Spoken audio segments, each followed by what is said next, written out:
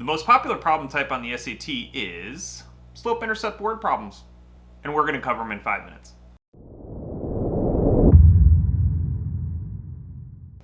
So super easy, guys. All you have to remember is this last number here is the amount that you're starting with, your initial amount, and then your slope is your rate of increase or decreasing, or how much you're gaining or losing, usually over time.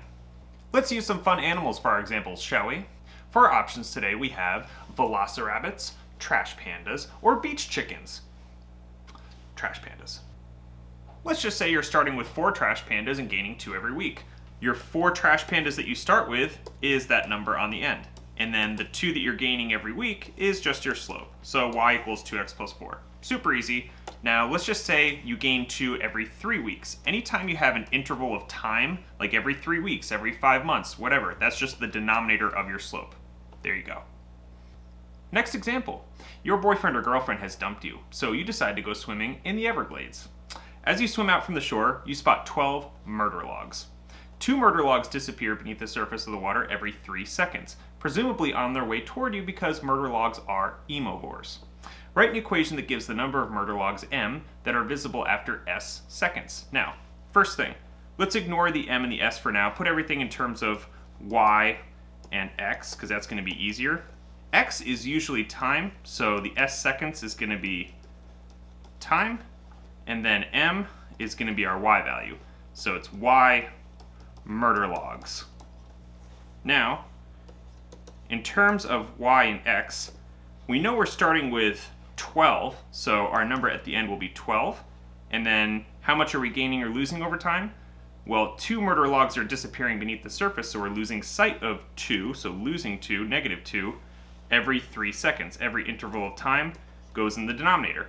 Now just change your y over into m for murder logs, and your x over into s for seconds, and you are all set, kind of. And now for the master formula, which will always work no matter how hard these get. What you'll want to remember is that the slope is always the change in y over the change in x. So whatever the numerator of the slope is, that's automatically whatever they called y in the word problem. The denominator is always an x unit. And then this is obviously y, this is obviously x, but the b, the initial amount, that is also always a y value. So super, super important. Take a screenshot of that. You're going to want to keep that for later, especially for the next problem. Case in point. While hiking in the mountains of Montreal, the number of stab rabbits, s, you collect every m minutes is modeled by the function s equals 2/5 m plus 3. Which of the following is a correct interpretation of the slope? So if you look at what they called y, that was stab rabbits. So you know that the top number also has to mean stab rabbits. And then the bottom number is x, so that's got to be minutes. Now feel free to look at these options yourself, but I'll just save you some time. It is D because you collect 2 stab rabbits every 5 minutes.